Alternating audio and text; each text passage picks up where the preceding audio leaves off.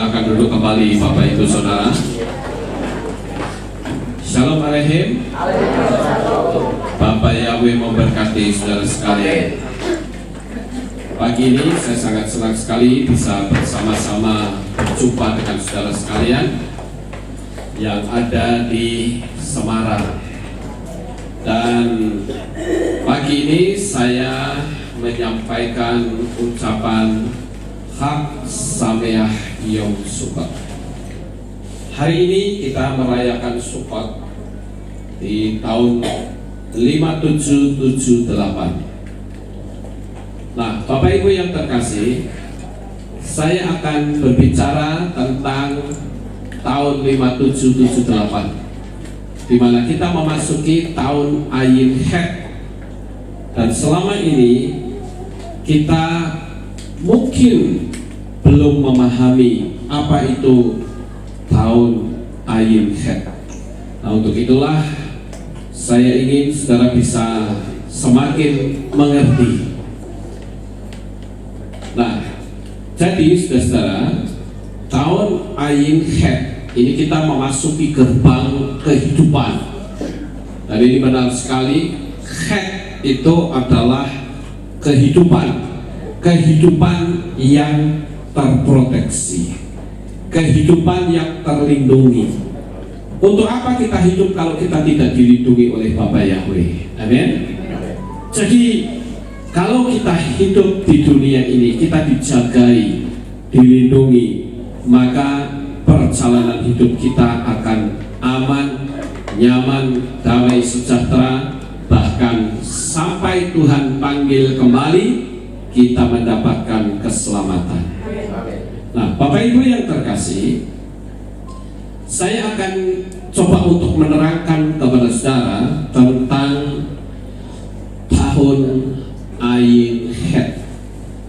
Seperti kita ketahui bahwa huruf Ibrani itu sangat berbeda dengan huruf-huruf Latin yang lain. Kalau huruf Latin misalnya A, ya cuma mangkap aja A gitu. B ya B, nggak ada artinya. Tetapi berbeda dengan huruf Ibrani. Huruf Ibrani dari Alef sampai Tau itu memiliki arti yang sangat dalam. Saya ambil contoh sedikit, misalnya Alef. Alef itu bentuknya kepala sapi, saudara. Dan Alef itu bisa memiliki arti ketuhanan atau divine. Alef itu juga bisa berarti ehad. Bet itu rumah. Mungkin kita pernah dengar kata bet lehem. Lehem itu artinya roti. Bet itu artinya rumah. Bet tel, bet dan Elohim, rumah Tuhan. Begitu saudara-saudara. Gimel itu bentuknya seperti onta, ya. Gimel itu camel, bentuknya onta, ya. Dalet itu pintu, dan seterusnya. Nah, oleh karena itu saudara-saudara, kita memasuki tahun Ayin Het. Ayin itu adalah mata, dan Het itu adalah kehidupan. Hayai. Mungkin saudara pernah dengar kata-kata M Israel Hay, atau kehidupan Israel yang kekal. Sekarang kita akan lihat terlebih dahulu kenapa disebut dengan Ayin Het atau mata dan perlindungan. Ketika kita atau orang Yahudi memasuki tahun Ayin Het, mereka ngerti betul bahwa mata yang disebut di situ pasti berbicara tentang mata Tuhan. Mata yang selalu melihat kepada kita sampai ke dasar hati yang paling dalam. Kalau kita mungkin bisa membohongi teman kita, tetapi tidak bisa membohongi Tuhan. Pernah sekali waktu murid Yesua yang bernama Kefa atau Petrus, ketika Yesua mau ditangkap, dia berani sesumbar. sekalipun aku harus masuk penjara bersama-sama dengan engkau, sekali-kali aku tidak akan menyangkal engkau. Saudara, barangkali teman-temannya yang lain akan berkata, aduh, kenapa imanku tidak sebesar Kefa? Mungkin dia berkata, betapa bahagia dan menyenangkannya jikalau saya punya iman seperti Kefa. Tetapi faktanya ketika Kefa berbicara seperti itu, langsung Tuhan templak dan berkata, sebelum ayam berkokok, engkau akan menyangkal aku 3 kali. Dan itu dibuktikan, saudara, yang memiliki arti bahwa mata Tuhan itu tembus sampai ke dasar hati kita. Berapa banyak di antara kita sebagai anak-anak Bapa Yahweh, di dalam kita menjalani kehidupan ini, kita tidak jujur. Ada kebohongan-kebohongan, ada hal-hal yang tidak berkenan di hadapan Tuhan. Tetapi biarlah ketika kita memasuki tahun 5778, saya ingin kita mulai membenahi kehidupan kita, karena ada mata Tuhan yang melihat sampai ke dasar hati kita yang paling dalam. Apakah saudara sebagai seorang pedagang, apakah saudara sebagai ibu rumah tangga atau kepala keluarga, atau profesi apapun, coba kita ingat bahwa di tahun 5778 ada mata Tuhan yang selalu mengawasi kehidupan kita. Jadi kalau kita melihat bahwa kehidupan kita ini diawasi oleh Bapa Yahweh, pasti kita akan lebih berhati-hati lagi di dalam kita bertindak, berperilaku, agar kehidupan kita ini berkenan di hadapan Bapa. Dan bukan cuma itu saja, tetapi kehidupan kita akan menyenangkan orang lain. Kita jalani hidup ini dengan baik. Pokoknya kita selalu ingat bahwa ada mata Tuhan yang melihat kita. Kemudian, apa arti dari het, saudara? Het atau haya, itu adalah kehidupan yang kekal. Het itu sendiri, ini piktografnya itu adalah fence atau pagar, atau protection, separate, atau dipisahkan. Jadi kata het itu berarti ketika kita memasuki tahun 5778, dan kita sudah ada di tahun ini, diawali pada waktu Hari Raya Yom Teruah. Kita semua merayakan Hari Raya, entah di sini merayakan atau tidak Hari Raya Yom Teruah. Merayakan, puji Tuhan. Ya, nah kita memasuki tahun 5778. Jadi saya beritahu kepada saudara, di tahun 5778 akan begitu banyak, ada begitu banyak peristiwa-peristiwa yang mengejutkan dan mengerikan. Tetapi saudara tidak perlu khawatir, tidak perlu takut, karena ada perlindungan dari Bapa Yahweh. Amin. Saudara mesti ingat ini. Manusia di akhir zaman ini seringkali dikejutkan dengan banyak hal yang membuat kita itu was-was, membuat kita takut. Barusan saya diberi WhatsApp oleh seseorang bahwa di Cina ada teroris, ada 4 teroris yang berusaha untuk menteror Cina, itu dari kelompok Islam garis keras, saudara, di bandara. Dan ternyata 3 orang itu langsung ditembak mati, dan 1 orang ditangkap, diinterogasi. Begitu sudah diinterogasi selesai, dia juga ditembak mati juga. Cina tidak mau kompromi dengan hal-hal yang seperti itu, dan dia tidak peduli dengan HAM internasional. Siapapun yang bikin kacau, habisin semua.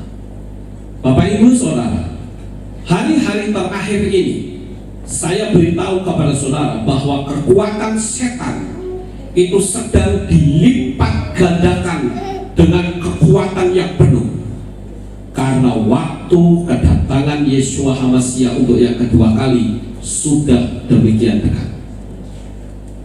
Jadi kalau anak-anak Bapak Yahweh tidak diproteksi, mereka akan berjatuhan, mereka akan gugur iman mereka. Jadi pada saat ini kita sebagai anak-anak Bapak Yahweh harus selalu ingat, ketika kita bangun pagi, kita buka mata, kita perlu bersyukur kepada Tuhan. Karena ada begitu banyak orang saat kita membuka mata, dia melihat atap tenda karena ada di pengungsian. Barangkali ada orang yang membuka mata, tetapi yang dia lihat atap penjara karena dia ada di dalam penjara. Atau barangkali ketika orang membuka mata, dia melihat atap langit karena mungkin dia sudah tidak punya rumah lagi.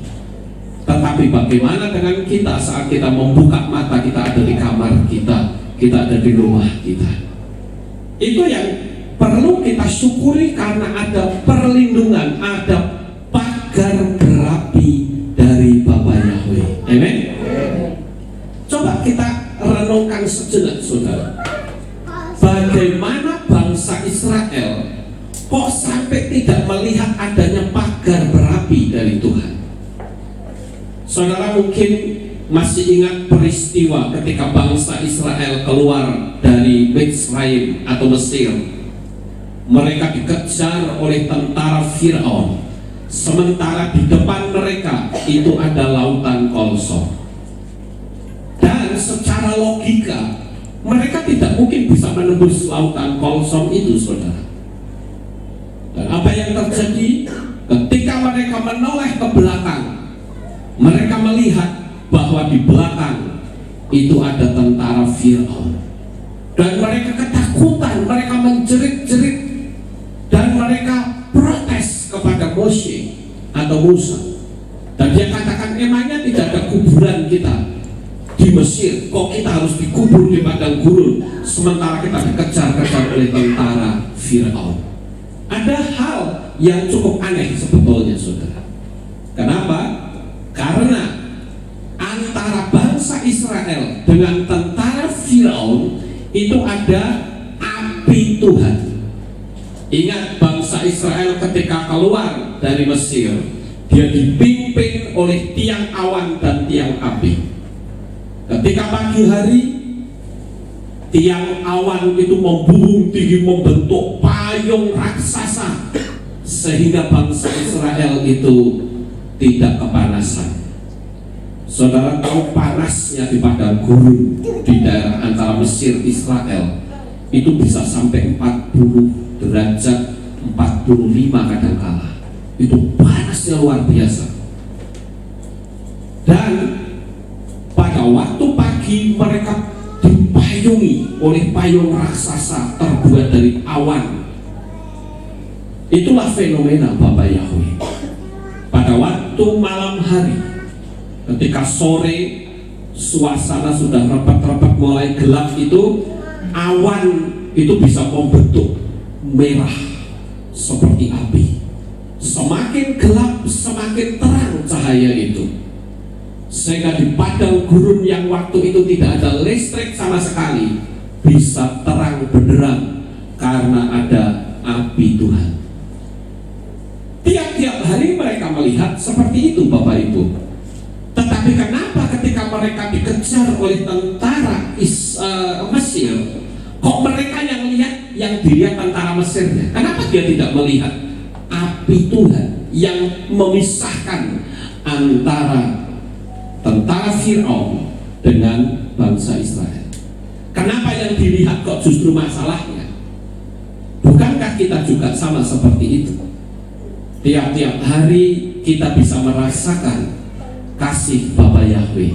Saat kita bangun pagi, kita bersyukur kita bisa menghirup udara segar, kita bisa melihat sinar matahari pagi, kita bahkan diberi kesehatan, Bukankah tiap-tiap hari kita melihat kebaikan-kebaikan Bapa Yahweh? Tetapi kenapa ketika masalah itu datang, yang kita besarkan masalahnya bukan besarnya Bapa Yahweh?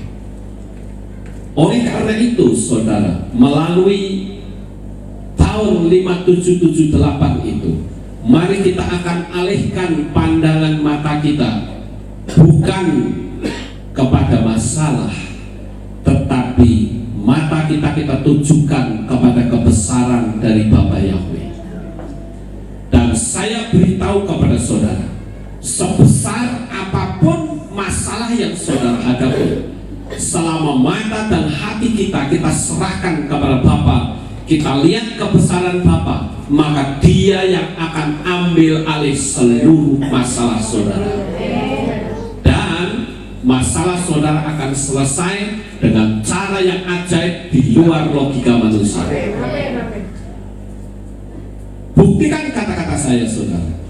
Saya tetap mengakui dan percaya bahwa Bapa Yahweh itu bukanlah Tuhan yang cuma konsep, tetapi Dia adalah satu pribadi yang hidup, pribadi yang kudus, pribadi yang maha kuasa. Tidak ada satu kekuatan tangan manusia pun yang bisa membuka kalau tangan Tuhan itu sudah menutup. Atau sebaliknya, ketika Tuhan membuka, tidak ada satu tangan manusia semampu apapun yang bisa menutup kekuatan Tuhan. Jadi ayo di tahun 5778 ini, mari kita belajar untuk mengalihkan perhatian kita bukan kepada masalah, tetapi kepada besarnya Bapa Yahweh.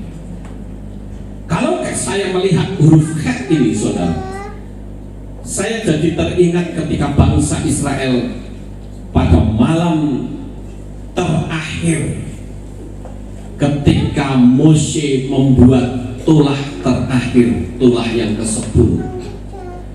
Bapa Yahweh berkata kepada Mose, coba kamu suruh seluruh bangsa Israel untuk menyapukan tanda darah di alas ambang pintu.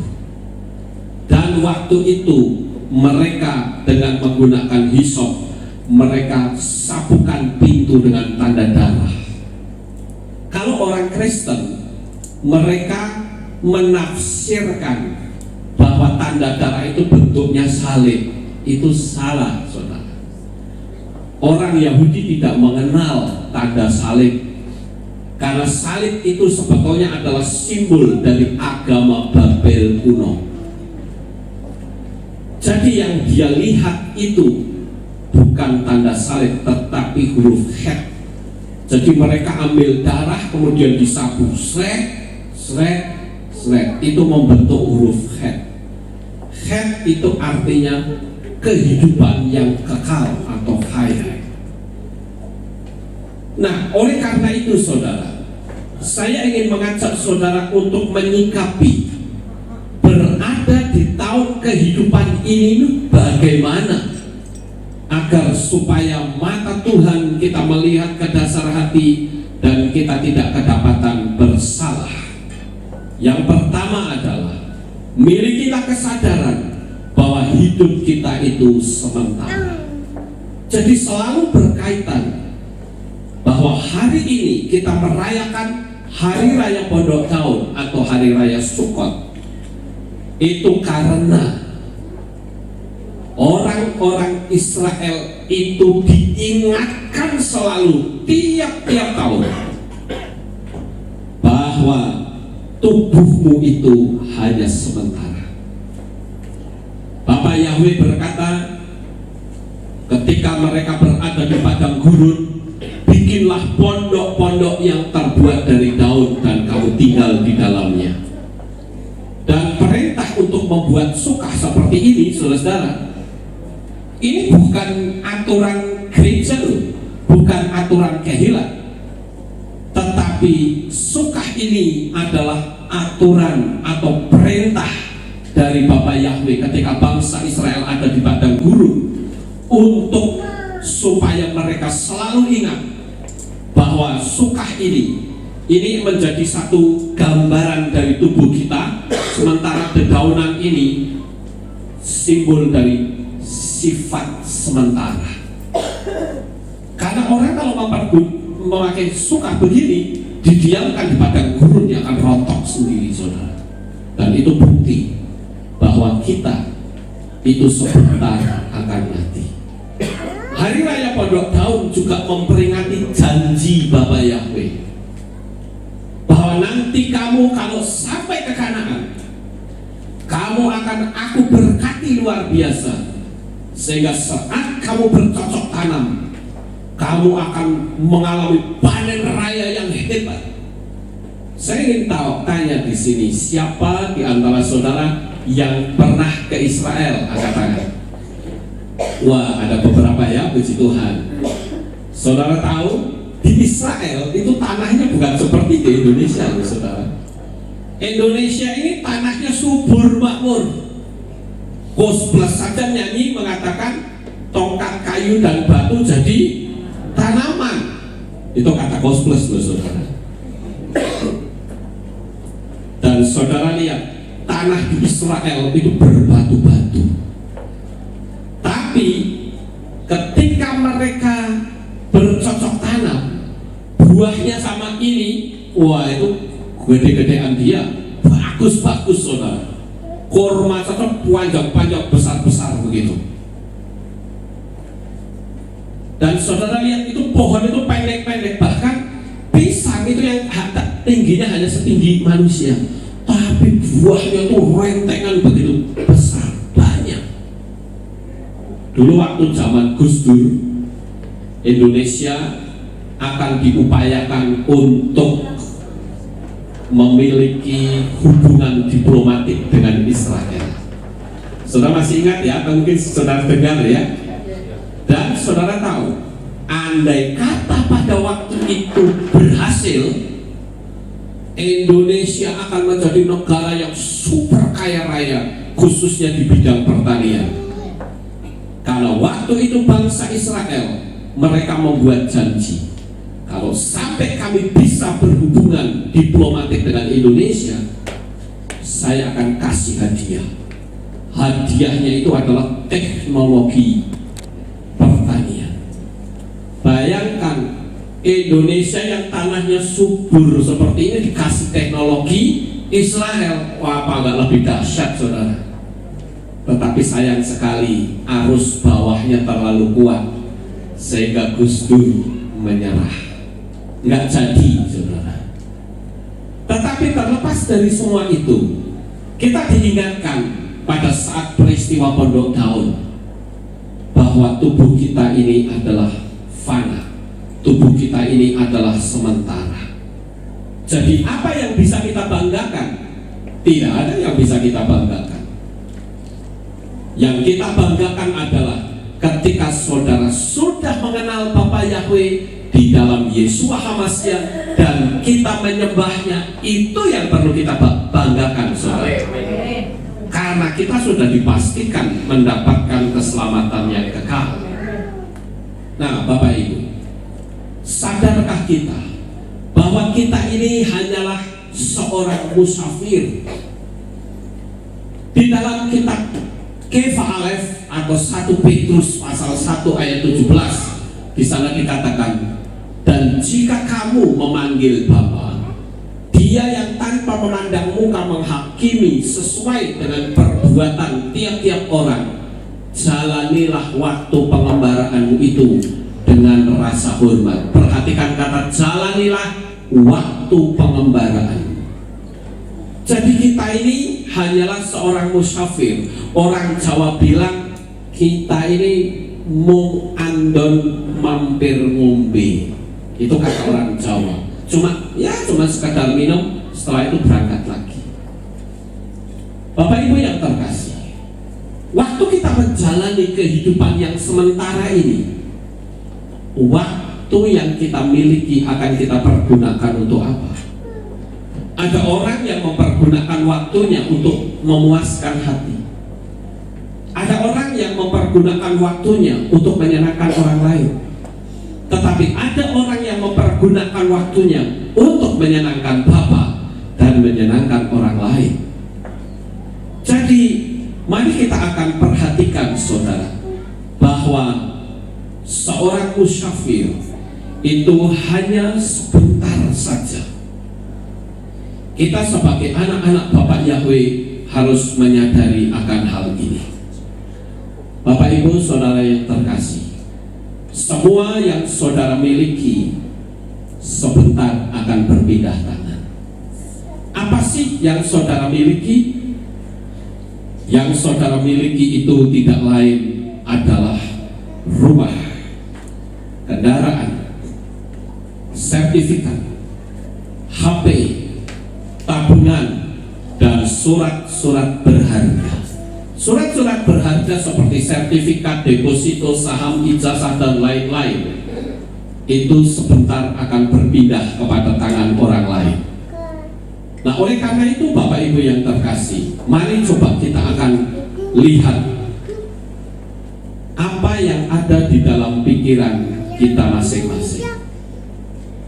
Kita tentu tahu bahwa hal-hal ini, apakah itu rumah, kendaraan, HP, dan sebagainya, ini yang dicari oleh orang dunia. Seolah-olah mereka akan terpuaskan setelah mereka memiliki semua itu. Tetapi kita harus menyadari bahwa ini sifatnya sementara dan akan berpindah tangan.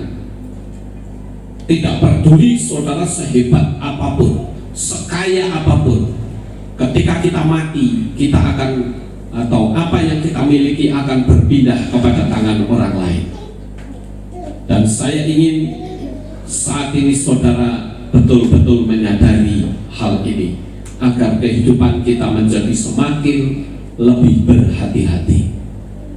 Karena kalau kita mengejar harta yang seperti ini, saudara-saudara, nggak akan ada habisnya. Hari ini dikejar masih kurang, besok kurang, terus kurang. Padahal sementara umur manusia semakin lama, semakin mendekati jatah yang Tuhan berikan. Nama baik kita juga akan hilang, dan kita mendapatkan titel yang baru. Titelnya apa saudara? Almarhum. Semua tinggal kenangan. Orang-orang yang berada di dekat kita pun juga akan menyebut kita jenazah atau mayat. Coba saja orang yang titelnya panjang, Profesor Dr. Lukas Sutresno misalnya. Tapi kalau saya nggak ada doktornya, dokter kabulator bocor itu ya. Jadi kalau orang itu mati, maka orang tidak lagi menyebut titel yang hebat itu. Ada titel yang utama disebut, yaitu almarhum Lukas Sutresno. Almarhumnya muncul dulu saudara. Betul tidak? Nah, kalau saya masih geletak di situ, tidak berkata, ayo coba tolong Pak Lukas dibawa sini. Enggak. Jenazahnya dibawa ke sini, saudara. Kasihan amat ya. Orang sekolah panjang-panjang titelnya, begitu mati, mana jenazahnya ada di mana? Mau dikubur di mana? Kasihan banget, saudara. Saya teringat satu cerita. Ada seorang raja yang memberi pesan kepada keluarga dan seluruh kerabatnya agar pesan ini disampaikan ketika raja itu mati. Dia berpesan begini, sahabat-sahabatku, kalau saya mati, saya minta tolong nanti peti mati saya dilubangi kiri dan kanan, dan tolong tangan saya dikeluarkan. Nanti kalau dikubur pun biarkan tangan saya tetap terbuka dan berada di luar, untuk mengingatkan kepada semua orang bahwa sebetulnya apa yang saya miliki, kedudukan dan jabatan tinggi yang saya dapatkan, semuanya sia-sia karena saya mati tidak membawa apapun yang saya kejar di dunia ini. Dan sekaya apapun yang kita miliki, tanahnya cuma 3x4, nggak mungkin nggak sampai 3x4 kali ya saudara. Tubuh manusia palingnya cuma 1 meter lah, 1 kali 2,5, oke 2,5 ya. Kalau 2 mungkin kependekan kalau orangnya yang panjang. 1 kali 2,5. Sekaya apapun, cuman itu yang kita dapatkan, saudara. Jadi pada pagi hari ini saya betul-betul ingin mengajak saudara untuk kita bersama-sama merenungkan bahwa kita ini tidak lebih dari suka yang sebentar akan layu. Bapak Ibu yang terkasih, saya diingatkan dengan sebuah ilustrasi cerita yang menurut saya cukup menarik, yaitu tentang seorang pria yang kaya raya memiliki 4 istri. Orang ini pasti bukan seiman dengan kita saudara, karena istrinya sampai 4. Kalau kita kan istri cuma 1, betul nggak? Atau ada yang istrinya 2? Nggak ada ya. Ini ada seorang kaya raya, istrinya 4 saudara. Pada suatu hari dia itu didatangi oleh malaikat maut. Nah loh, dia didatangi malaikat maut saudara. Dan malaikat maut itu berkata demikian, "Hai sobat, hari ini adalah hari terakhir kamu hidup di dunia ini. Besok kamu akan mati. Tetapi saya memberi kesempatan untuk kamu membawa salah satu dari ke-4 istrimu. Sekarang 1 hari ini saya beri izin untuk kamu menghubungi ke-4 istrimu. Siapa yang mau mengantarmu sampai ke pengadilan Tuhan?" Wah, orang kaya ini berkata kepada malaikat, "Baik malaikat, saya akan menghubungi salah satu dari ke-4 istri saya." Malaikatnya bilang, "Ingat 1 loh ya, kamu bawa cuma 1, gak boleh 4-4-nya." Baik. Lalu orang kaya ini menghubungi ke-4 istrinya. Menurut saudara, kira-kira istri yang nomor berapa yang akan diajak untuk mati? Kira-kira istri yang keberapa menurut saudara? ke-4 ya. Kenapa mesti 4 saudara? Kenapa gak istri yang pertama saja? Karena istri yang ke-4 itu pasti cantik, seksi, bahenol, ya pokoknya wah hebat deh. Dan betul saudara, tebakan saudara itu 100% tepat. Orang kaya ini mendatangi istri yang ke-4. Dia katakan demikian, "Sayang, besok Kanda akan mati.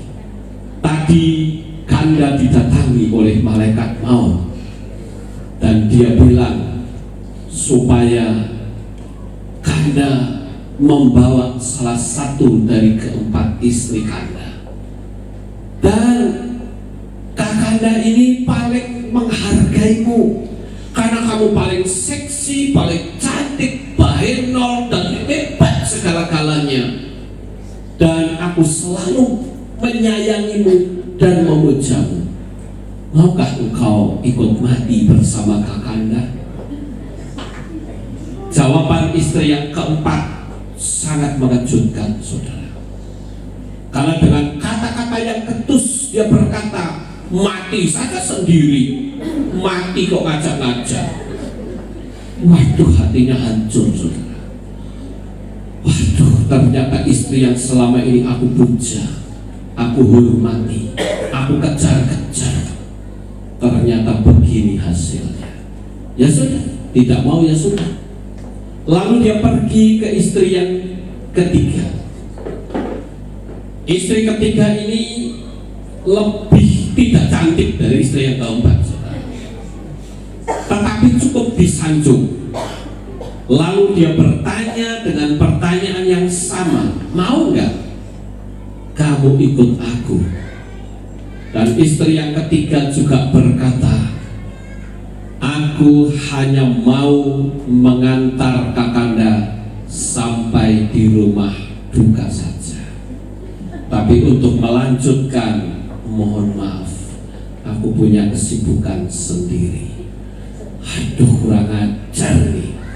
Istri saya ketiga ini ternyata juga tidak membalas kebaikan saya.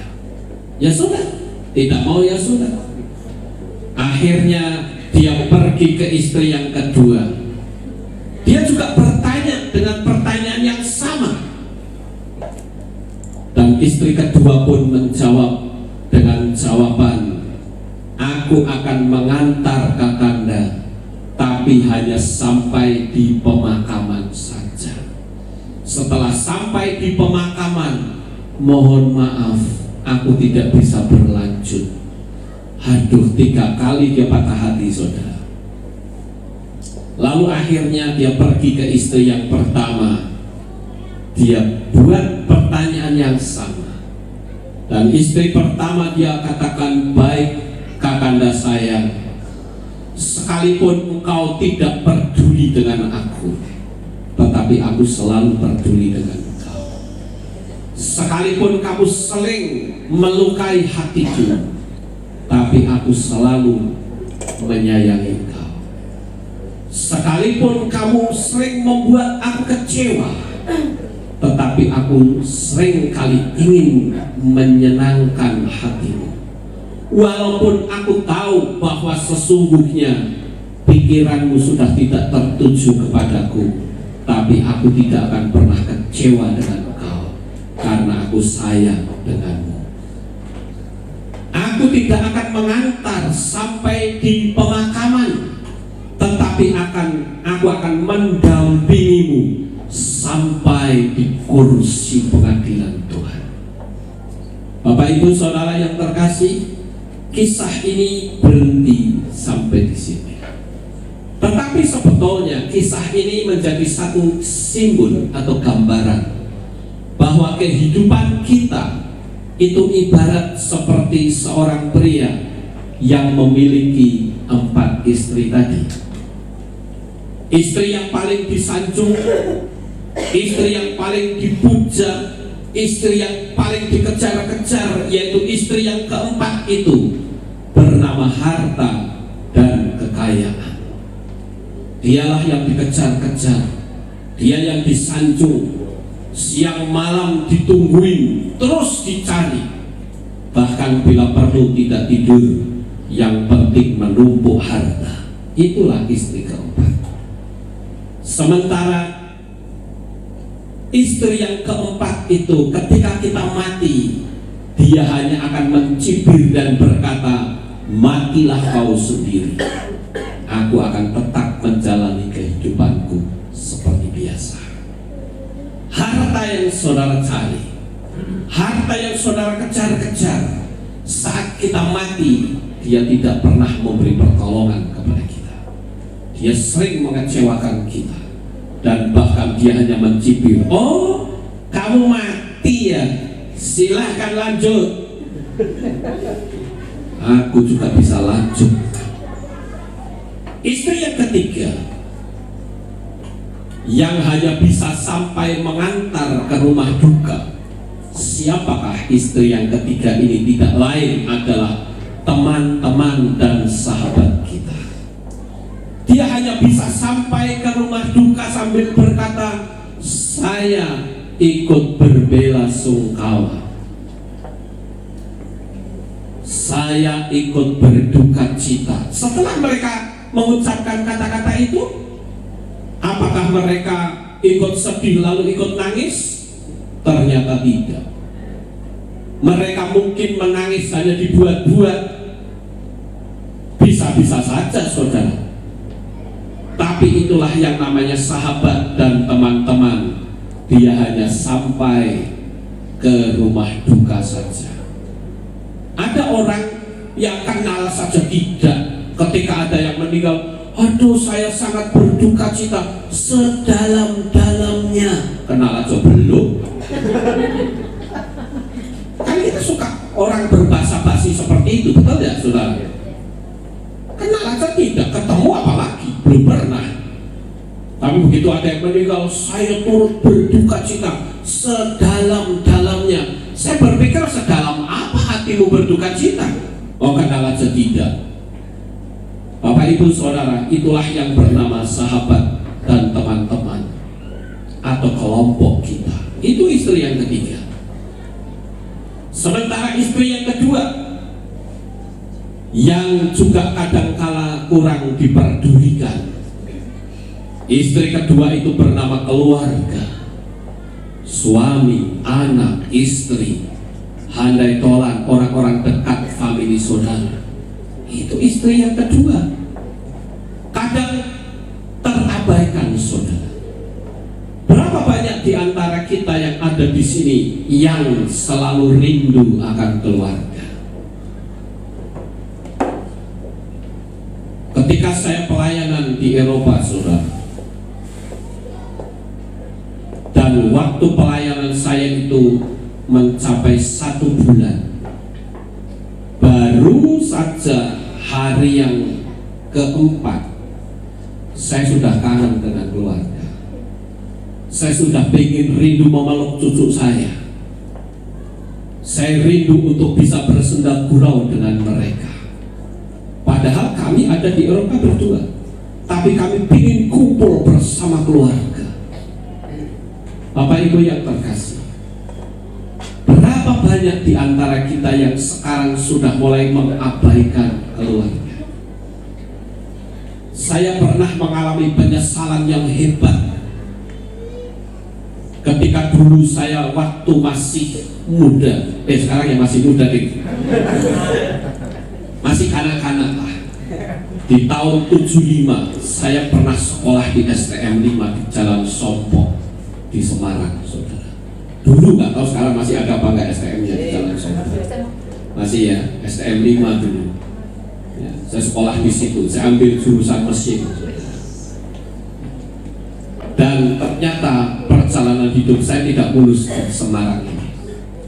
Di situ saya mulai mengenal kekerasan. Karena di STM itu dulu saya itu orang Tionghoa. Jadi kadang kalau saya jongkok itu dilompatin dari belakang, Cino. Ya emang Cino sebetulnya saudara ya. Tapi nggak tahu kenapa kok hati saya panas gitu. 2 kali gitu, 3 kali sikat, tak berantem saudara. Jadi saya banyak terlibat dunia kekerasan. Saya nggak jadi sekolahnya.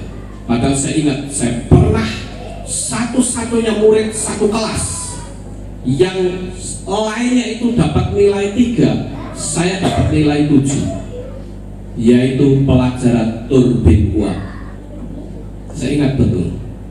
Tetapi saya tidak bisa melanjutkan karena saya banyak menghadapi kekerasan. Saya dulu kosnya itu di Jalan Dr. Cipto 198, sebelahnya pabrik gelas mas. Nggak tahu sekarang pabriknya masih ada atau tidak. Persis kiwas-kiwasan dari Dr. Cipto itu, Isa Al-Masih Dr. Cipto. Waktu itu saya belum kenal Bapak Yahweh, kenal Tuhan aja belum. Dan saya kadas di Semarang ini. Saya pergi ke Pekalongan, saya sekolah di SMA Santo Bernardus, sekolah Katolik. Ternyata saya juga mengalami kasus yang sama, saudara. Sampai-sampai waktu reuni, saya nggak datang, sempat ada seseorang yang memberitahu sama saya, kalau nama saya tidak tercantum di sekolah itu, kurang ajar sekali.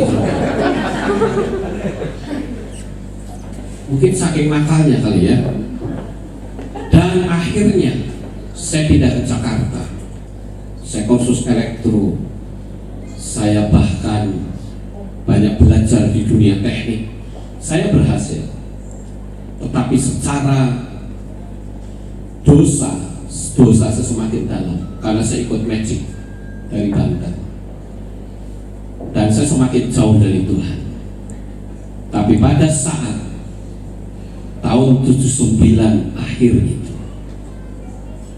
ada kebaktian kebangunan rohani yang dipimpin oleh Dr. Maurice Seruno, saya menyamar jadi Kristen. Saya masih ada ilmunya. Saya ikut KKR di sana dan disitulah pertobatan saya. Karena guru saya sempat berkata begini, kalau kamu berhadapan dengan musuh, jangan beri ampun. Kalau kamu beri ampun, kamu bisa sikat dari belakang, kamu mati. Nah, saya berpikirlah, kalau saya mati, itu kemana nyawa saya? Roh saya ini kemana? Siapa yang jamin? Di situ saya mulai ditekan rasa takut dan saya bilang, saya harus mencari siapa yang menyelamatkan saya. Dan singkat cerita, akhirnya saya ketemu Sang Juru Selamat yang dulu saya panggil Yesus Kristus, tapi sekarang saya memanggil dengan panggilan yang benar, Yeshua HaMashiach. Dan di situ saya mulai memiliki kedekatan dengan keluarga. Saya dulu orang yang kurang ajar, saudara. Saya pernah pukul-pukulan dengan papa saya. Karena apa? Karena saya merasa dipermainkan oleh papa saya. Yaitu saya mau pinjam kodak kamera, nggak dipinjemin malah diumpetin. Marah saya, ngamuk, saudara. Akhirnya saya pukul-pukulan sampai menjelang kematian. Sayalah orang yang terakhir melihat papa saya mengembuskan nafas yang terakhir di rumah sakit Ken Saras di situ. Waktu itu kami menunggui, kami sudah tidak bisa lagi untuk bisa memberi pertolongan melalui tim medis. Waktu itu Pak Yakub bilang, coba kamu masuk, kowe lak sing kurang ajar dia. Saya bilang, ya wes, saya masuk. Begitu saya masuk, saya lihat, wah, berat ini. Terus saya bilang gini, dalam kondisi koma, Pak, sekarang papa pulang ya, saya doakan. Saya panggil malaikat maut, papa pulang sekarang, nanti saya susul di Samaria. Saya katakan, ayo Pak, kita berdoa. Dia seperti kayak mau terbuka matanya. Saya bilang, ayo kita berdoa. Begitu saya berdoa, saya serahkan. Dia seperti mau memanggil saya. Dan waktu itu dia menghembuskan nafas yang terakhir. Saya keluar, saya ngomong sama Pak Yakub, Papa sudah pulang. Melebu, ya. Kamu tadinya tidak mau masuk masa bodoh. Di situ saya menyadari, saudara, betapa pentingnya keluarga. Sekalipun menurut ilustrasi keluarga itu adalah istri yang kedua, kadang-kala kita abaikan. Karena kesibukan kita membuat kita kurang komunikasi dengan orang tua. Tetapi ayo, di tahun ini kita pedulikan istri yang kedua ini, saudara, yang bernama keluarga. Lalu istri yang pertama, apa sebetulnya istri yang pertama yang betul-betul akan bersama kita terus sampai di kursi pengadilan Tuhan? Tidak lain adalah iman dan tindakan atau perbuatan kita. Kitab suci mengatakan bahwa segala perbuatan kita akan menyertai kita sampai di kursi pengadilan Tuhan. Bapak Ibu saudaraku yang terkasih, istri yang keberapakah yang saudara perhatikan? Kadangkala istri yang keempat yang diperhatikan terus. Tapi melalui ilustrasi ini, saya ingin saudara menyadari bahwa hidup itu hanya sementara. Istri yang keempat yang nampaknya cantik, bahenol, seksi, ternyata dia adalah istri yang jahat, yang bisa meninggalkan kita. Bahkan orang bisa bunuh-bunuhan hanya karena masalah harta. Nah, kita nanti akan berjalan sendirian tanpa ada yang menemani. Coba saudara bayangkan, sekarang perangi. Saudara nggak siap kan? Misalnya tak suruh pergi ke Jerman sendirian gitu, siap nggak saudara? Halo? Ada yang siap berangkat ke Jerman sendirian? Tiket sudah ada, visa sudah ada, besok saudara berangkat sendirian tanpa ada orang yang menemani. Kira-kira perasaan saudara kayak apa itu? Saya pernah pergi sendirian ke luar negeri. Itu waktu ke Australia, saudara. Saya ingat betul waktu itu saya naik pesawat dari terminal Bali Ngurah Rai. Saya sendirian di situ di dalam pesawat, berdiri sendirian, tidak ada teman. Sampai dalam perjalanan yang cukup lama, saya berpikir, wah kalau di sana saya tidak dijemput, wah pusing juga, saya nggak tahu jalan. Walaupun toh di sana dijemput, tetapi selama dalam perjalanan hati saya itu gelisah terus, saudara. Baru berangkat sudah kangen rumah, bayangkan.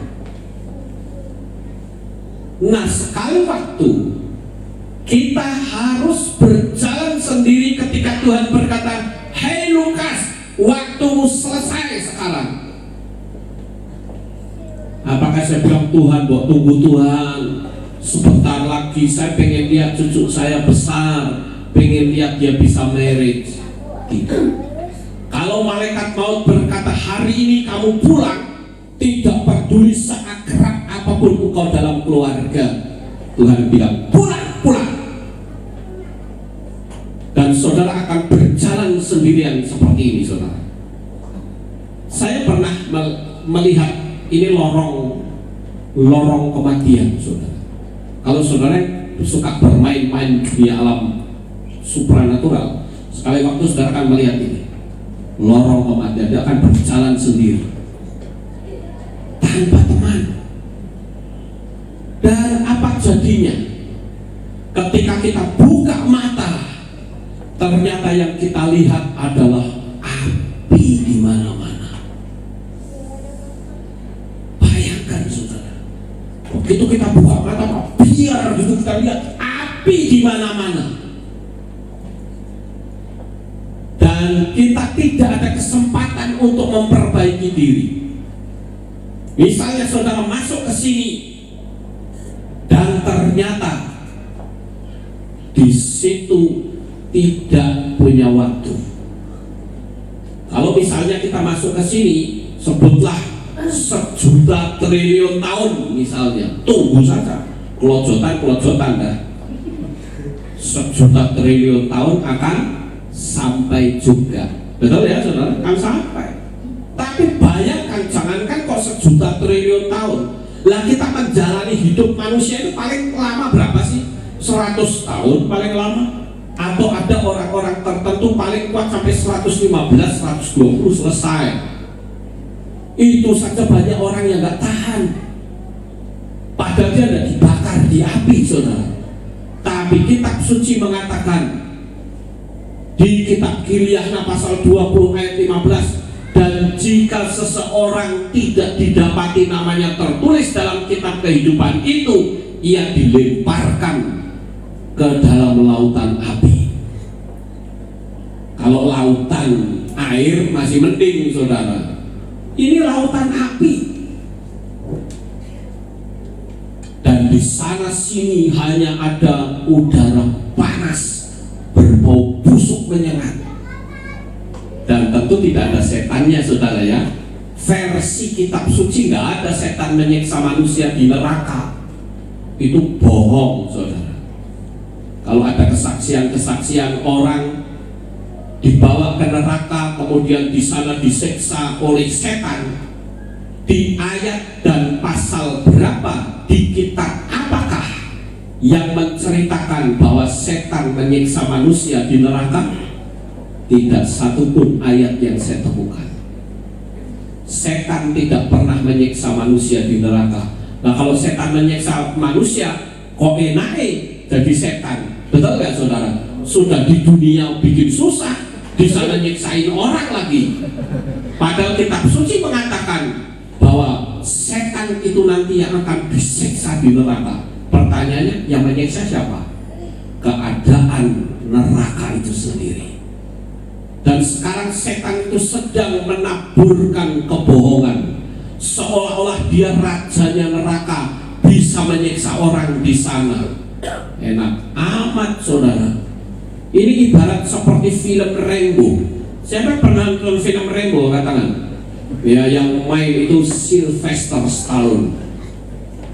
Itu orang satu ngelawan orang ratusan tentara Vietnam, disikat habis saudara. Tapi faktanya waktu Amerika melawan Vietnam, perang menang siapa? Menang Vietnam. Ini kan kebohongan saudara. Lo menang Vietnam kok satu orang Rambo bisa mengalahkan tentara Vietnam? Bohong itu, kebohongan publik. Dan setan sedang melakukan kebohongan publik saat ini. Jangan mau kita dibohongi saudara. Setan bukanlah rajanya neraka, tapi neraka diciptakan oleh Tuhan. Itu sebetulnya hanya untuk setan. Tetapi karena manusianya yang ikut setan, silahkan jebur di situ saudara. Jadi saudara bayangkan saja, bagaimana kalau kita buka mata ternyata yang kita lihat api semua di sekelilingnya. Wabok kita nangis darah, kita bilang ampun Tuhan, ampun. No, terlambat sudah. Kenapa tidak kamu perbaiki ketika kamu ada di dunia? Kesempatan begitu banyak aku berikan kepadamu, tetapi kau mengabaikan kesempatan itu. Bapak Ibu, mari kita belajar untuk tidak melukai hati Bapa Yahweh. Nah, hindari kebinasaan kekal dengan cara apa? Setia beribadah kepada Bapa Yahweh. Semakin banyak kita beribadah, semakin kita menyenangkan hati Tuhan. Saat ini ada yang berpendapat bahwa ibadah minggu itu penyembahan dewa matahari. Saya pernah mendengar statement dari seseorang di Facebook saudara. Statement ini begini ngomongnya, apakah kamu masih ibadah hari Minggu? Ingatlah bahwa minggu itu adalah bahasa Inggrisnya Sunday. Sun itu matahari, day itu adalah hari. Jadi hari Minggu itu pemujaan terhadap dewa matahari. Kalau Sabtu kan Sabat. Aduh, saya bilang ini kalau sudah digatok-gatok kayak begini bahaya. Kalau orang itu ketemu saya akan berkata begini, emangnya kalau Sabtu apa? Apakah itu bukan pemujaan dewa? Sabtu itu pemujaan dewa loh. Dewa Saturnus. Itu hari dewa Saturnus. Selasa, Rabu. Kalau Rabu itu wooden god. Ya, itu dewa kayu. Jadi semua hari pertama sampai hari ketujuh itu oleh dunia setan itu dipakai untuk memuja. Tetapi kenapa kok kita yang mengerti kebenaran firman? Memang kitab suci mengatakan ibadah kita itu di hari Sabat, itu betul. Tapi misalnya kita ibadah di hari Minggu, boleh nggak menurut saudara? Boleh. Hari Senin boleh nggak? Boleh. Nah sekarang kalau ibadahnya dari Sabat sampai ke Sabat lagi tiap hari, boleh nggak? Boleh. Semakin banyak kita beribadah, semakin menyenangkan Tuhan. Saya punya bayangan dan ini keyakinan saya. Ketika kita ibadah di hari Minggu, Tuhan tidak bilang bubar kamu. Ini bukan hari yang ditetapkan aku, bubar. Tuhan tidak akan berkata begitu. Ibadah hari Senin, Tuhan juga tidak berkata iki dinopo meneng, itu kan ngerti ya orang. Tuhan tidak akan bilang begitu tuh. Kitab suci di dalam jemaat mula-mula, kalau tidak salah di kitab Ma'asesihim pasal yang keempat, pasal 2 ya, pasal 2 ayat 46 ya, 46, 47 ya, kira-kira di ayat-ayat itu. Di sana dikatakan tiap-tiap hari mereka berkumpul di bait suci. Itu kan ibadah saudara. cuman Sabatnya tidak hilang. Nah, yang Kristen umum sekarang Sabatnya dihapus. Ini yang salah. Anda mau ibadah tiap hari, Tuhan itu senang dan tidak mungkin musir saudara. Cuman Sabatnya yang tidak boleh hilang, saudara. Saya dulu tidak tahu ada ibadah Sabat. Wong saya Kristen biasa. Tapi setelah saya mengenal nama Bapak Yahweh, pengetahuan saya semakin ditambahkan.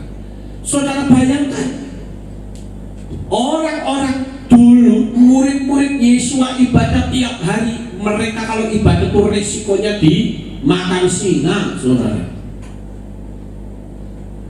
Kita mau ibadah bawa kitab suci yang gede, kitab mimbar disunggi dari rumah sampai ke Jalan Rinjani ini, nggak mungkin tangkap polisi, nggak mungkin. Mau bukti, silakan. Ada nggak Alkitab mimbar di sini? Kalau ada, suruh bawa pulang, sunggi pulangnya. Nggak akan tangkap polisi.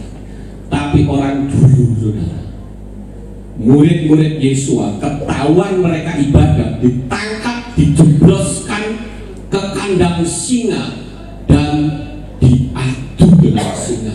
Lawang orang biasa dulu kok gelut karo singa, saudara. Kan aneh itu. Nanti ada yang ketangkap oleh Kaisar Nero, itu diikat, disiram pakai aspal panas, saudara. Kemudian dibakar hidup-hidup. Itu kebiasaan Kaisar Nero. Mereka balapan dengan teman-temannya yang lain, dan Kaisar Nero pasti paling menang karena temannya ngerti. Orang usah menang kalau ngedan nih, saudara. Nggak usah menang, karena menang bisa cilaka. Wis ngalau, saudara. Tapi mereka berlari di antara tiang-tiang dari murid-murid Yesua yang kelojokan disiram aspal panas dan dibakar hidup-hidup seperti obor. Jadi tubuh mereka itu hitam karena ter. Mereka dibakar hidup-hidup. Sementara Kaisar Nero balapan di tengah-tengahnya, balapan kuda. Itu toh mereka tidak menyangkali iman. Kok kita cuman ibadah cuman sekali? Kan lebih baik saudara ibadah hari Minggu atau hari Senin atau hari Selasa timbang tengok-tengok di rumah. Betul nggak, saudara? Dan Tuhan bilang, "Nak, aku senang dengan ibadahmu." Daripada kita pada ibadah di rumah tengok-tengok, saya yakin Tuhan bilang, "Wih, yo opo, buat teko lho." Ya kan? Saya ngajari jemaat begitu, saudara. Semakin banyak ibadah, semakin senang Tuhan itu ketemu kita. Kenapa? Karena julukan kita itu mempelai Hamasia. Amin. Siapa di sini yang mau jadi nganten atau yang pacaran dekat-dekat jadi nganten? Ada? Wah, nggak ada ya. Tapi saudara tahu, kalau orang lagi pacaran, pinginnya ketemu terus nggak? Halo? Ada yang aku nggak pengen ketemu, senang aku udah ketemu. Ada nggak yang seperti itu? Enggak toh? Wah, kayaknya kalau satu hari nggak ketemu terasa setahun bulan. 1 jam nggak komunikasi, di SMS nggak jawab, gelisah pikirannya, panik, saudara. Itu orang pacaran lagi jatuh cinta. Dan apalagi kita disebut kita ini biji matanya Tuhan. Amin. Senang loh kita jadi biji matanya Tuhan. Saya mau tanya, siapa di sini yang suami istri datang, angkat tangan? Wah, saya mau tanya nih, bapak-bapak, masih sayang sama ibu nggak? Masih ya. Coba sekarang ngomong sama ibu, mungkin ibu, bolehkah aku nyolok matanya ibu? Kalau sayang, ayo colok matanya, boleh nggak? Nggak boleh, saudara. Begitu juga kalau kita biji matanya Tuhan. Setan mau nyolok kita, mikir, saudara. Ada proteksi yang begitu kuat yang dia betul-betul lihat kita. Amin. Karena kita biji matanya Tuhan. Ya. Nah, ini yang harus ketahui. Jadi jangan sampai kita terluputkan momen-momen yang indah di tahun 5778. Nah, ada lagi nih orang-orang yang melegalkan segala cara. Saya kalau membaptis orang sekarang pakai proteksi, saudara. Saya katakan begini, Anda mau dibaptis, apakah sudah siap untuk meninggalkan kekasihnya yang lama? Maksudnya apa, Pak? Dulu sesembahanmu siapa? Ketika dibaptis, apakah kamu masih panggil-panggil namanya? Bapak Ibu, sekarang saya akan tunjukkan hukum dunia ini. Ini apa ini? Lagi ngapain ini? Adu jago. Siapa di sini yang pernah adu jago? Wah, pernah ya. Ya, tapi sekarang enggak toh? Enggak ya, puji Tuhan. Ini adu jago. Waktu adu jago ini biasanya ada permainan judi ya? Ada pasti. Nah, waktu adu jago ini digerebek polisi, penontonnya kena nggak? Loh, mereka nggak ikut-ikut loh, saudara. Mereka ini cuma nonton. Yang adu jago, yang main judi itu yang harusnya kena. Tapi faktanya penontonnya kena nggak? Kena. Cuma nonton. Mungkin nonton, kok gendutnya kok hebat.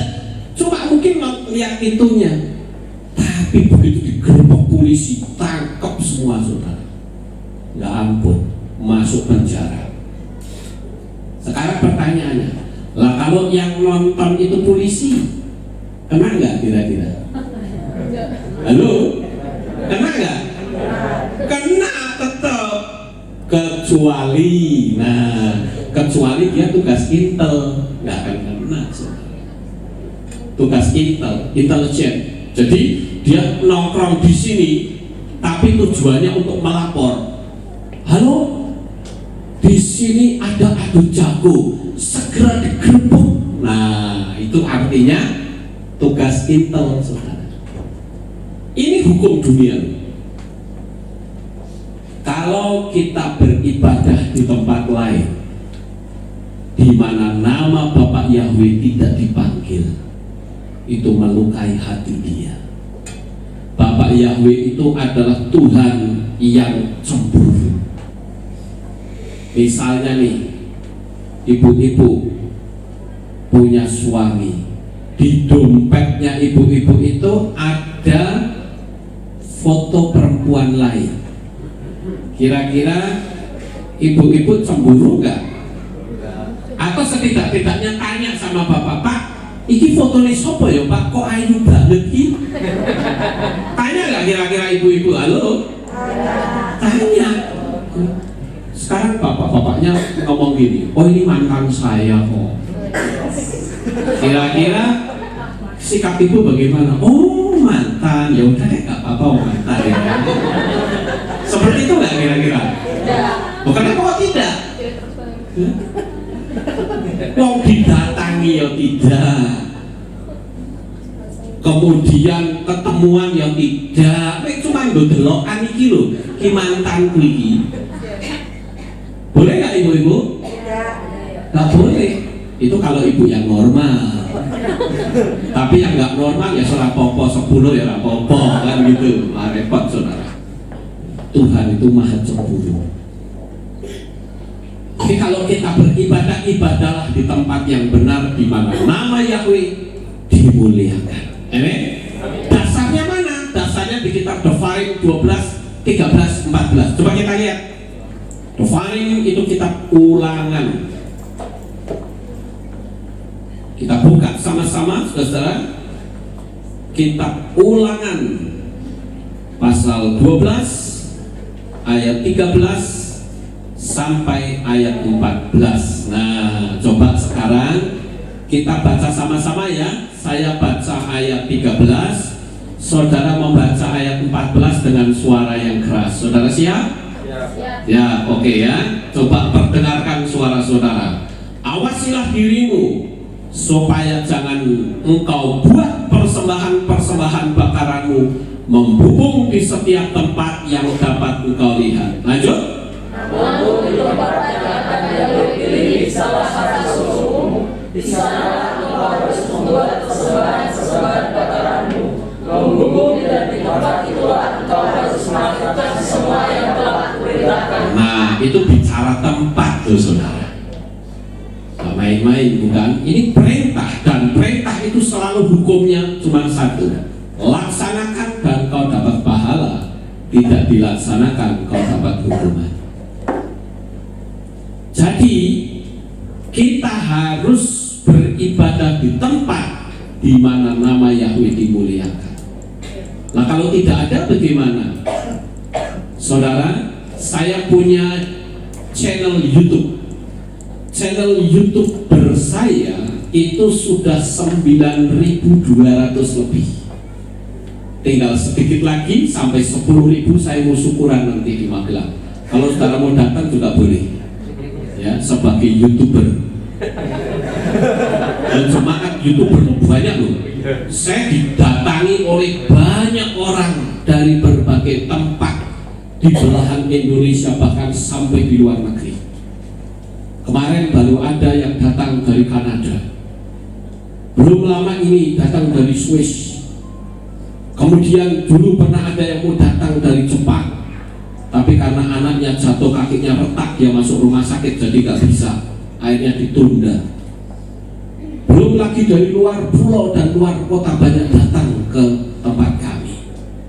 Nah, itu YouTuber itu mereka tidak bisa lagi ibadah. Apa yang mereka lakukan? Yang namanya ibadah itu menyangkut 3 hal. Ada pujian, ada doa, dan ada firman. Pujian mereka gampang nyanyi pakai gitar, mereka bisa nyanyi, atau steltik, mereka bunyikan lagu-lagu, mereka ikuti nyanyi, itu pujian. Doa, semua orang pasti bisa doa. Lah untuk pembahasan firman, rupa-rupanya mereka download video-video saya dari YouTube. Video yang saya unggah itu sudah 500 lebih, saudara. Dan mereka download.